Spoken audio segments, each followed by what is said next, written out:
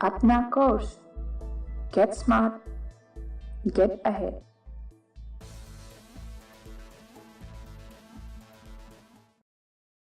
The next one which we are going to discuss about is information system maintenance practices.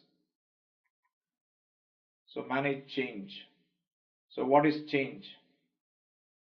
There is a very interesting saying that if you cannot change, you cannot manage change,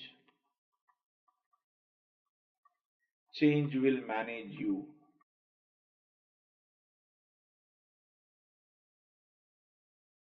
This is a very old dictum which tells day in and day out we need to manage changes.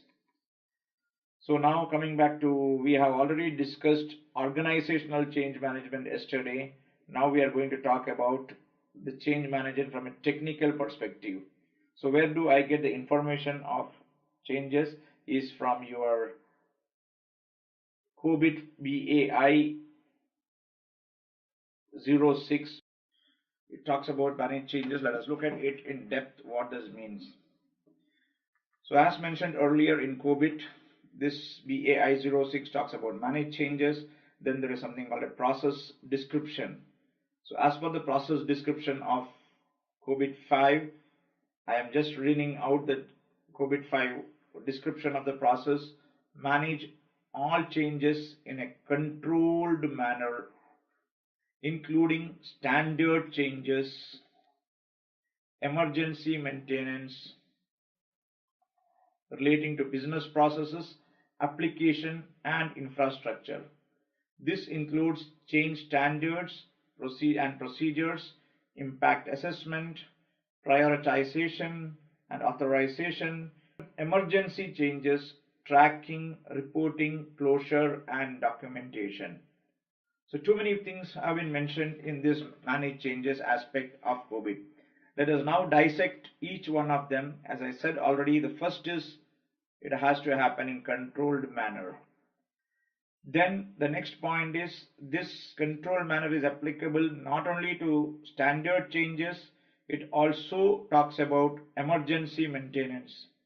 Many a times when there is an emergency maintenance, people tend to bypass controls. That is why COBIT 5 is very specific about this aspect. Then it talks about it is related to business process, application and infrastructure. This includes change standards. Then it also talks about the documentation, is standards and procedures, impact assessment, which means any change has to be done only after having an impact assessment done, except in case of emergency. Then there should be prioritization on authorization. There should be an emergency changes should be tracked, reported, closure and documentation. The next one is the change management process overview. The change management process begins with authorizing the changes to occur. So the first step is authorizing changes to occur. So unauthorized changes are a big risk. Many a time you would see many things are put into the system without having the necessary authorization.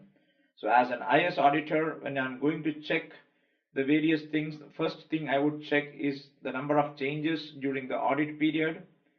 Then whether all changes were authorized or not authorized.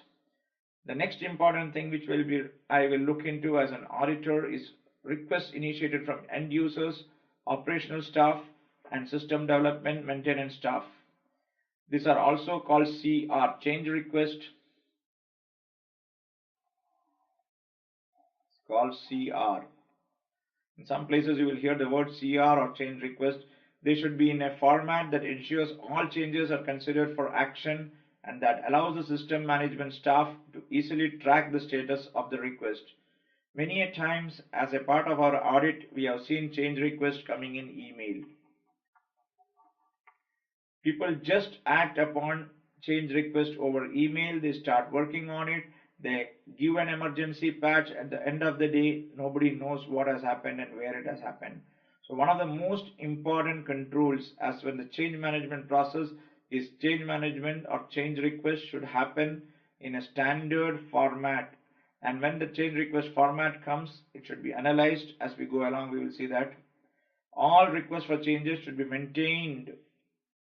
So it should be in, if you ask me, I will add indexed and maintained. So index means you know what is the change request number. So looking at the index number, you can tell how many changes have come, how many changes are not come. Some papers lying here, there, in mail and whatnot. So it needs to be indexed and maintained by the system maintenance staff as a part of the system's permanent documentation. And this should be reviewed by auditors. Should be reviewed by auditors.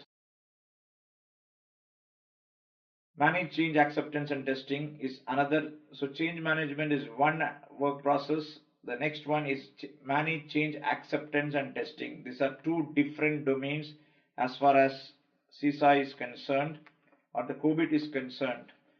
So we are now looking at BAI 07, which is the COVID process. Let us look at each one of them.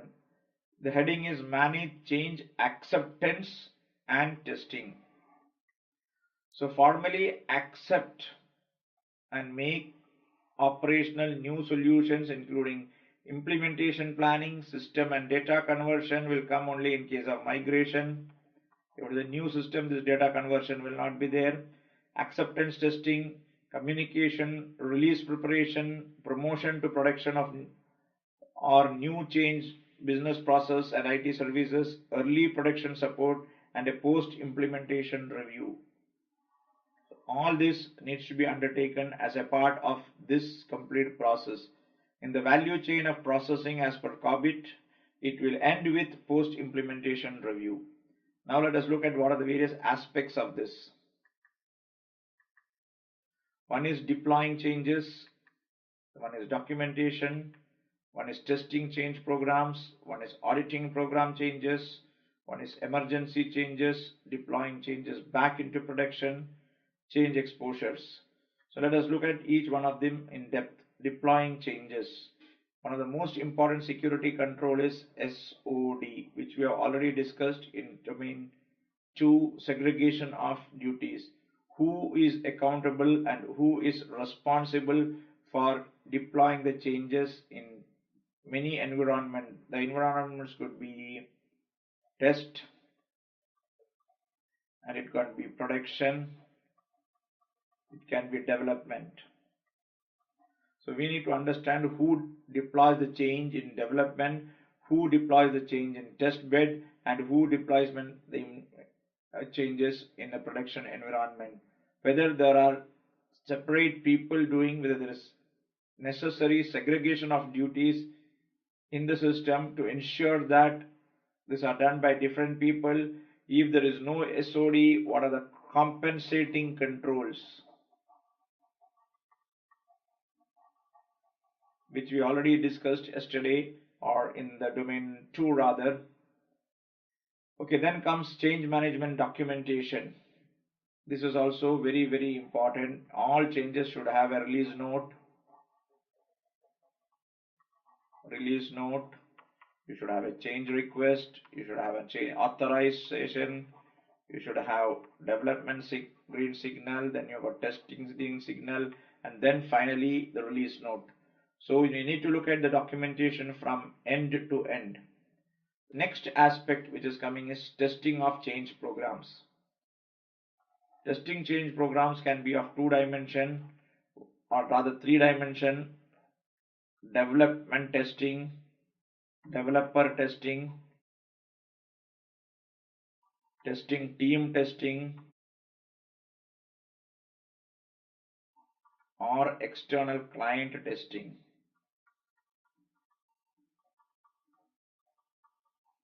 Many a times you have seen the developer does not do even the basic testing.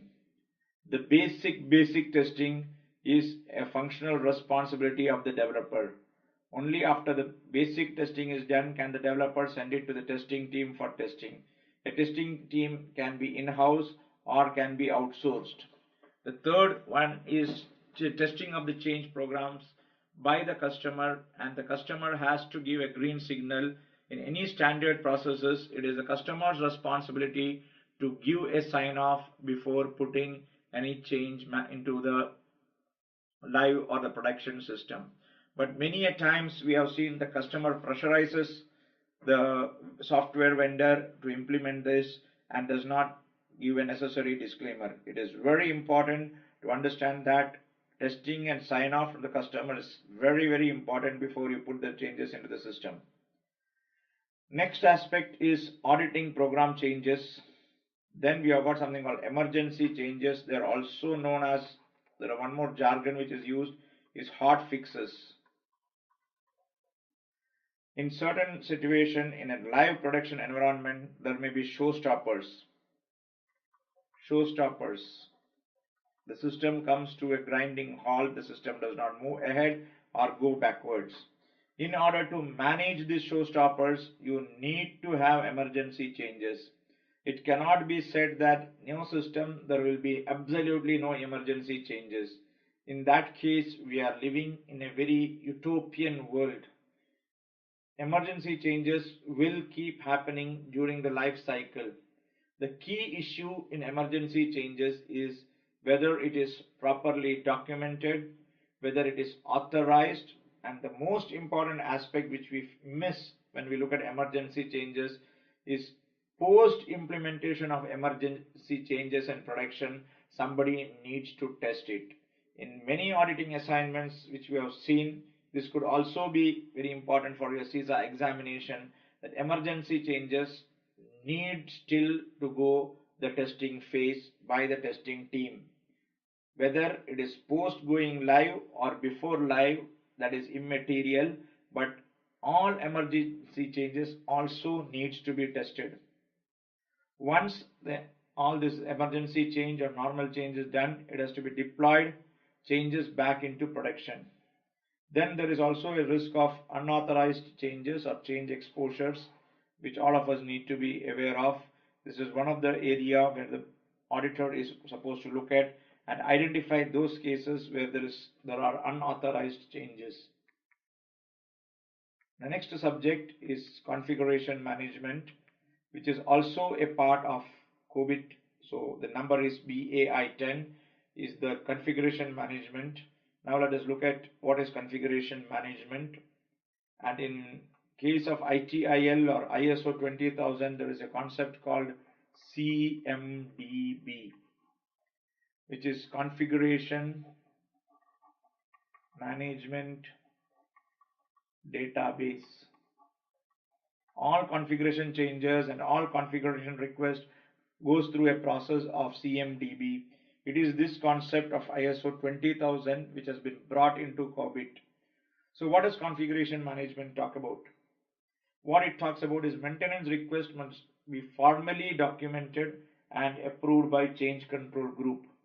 So there will be a lot of requests coming from different departments for different things. All this should be first approved by what is called as a change control group or the control group. Careful control is exercised over each stage of the maintenance process via checkpoints, reviews, and sign-off procedures. This is very important. See, one needs to understand before undertaking a configuration what are the various checkpoints, reviews, and sign-off procedures. From an audit perspective, it provides evidence of management commitment to careful control and involves procedures throughout the software life cycle. So the entire configuration management has to be handled not only as a one-time exercise, but it should also be handled through the entire software life cycle. So for further details, one can go back and read BAI10 for configuration management of COVID-5. As a part of software configuration management task, the maintainer performs the following task. So there's something called the develop the configuration management plan, baseline the code and associated documents, analyze and report on the results of configuration control, develop the reports that provide configuration status, develop release procedures, perform configuration control activities, and update the configuration status accounting database which I was talking about. So CMDB is a very vital part in the entire IT service delivery management, and configuration is not a simple joke or a simple task. It needs to be handled in a controlled environment. So changes also has to happen in a controlled environment, and configuration also has to happen in a controlled environment. Apna course. Get smart. Get ahead.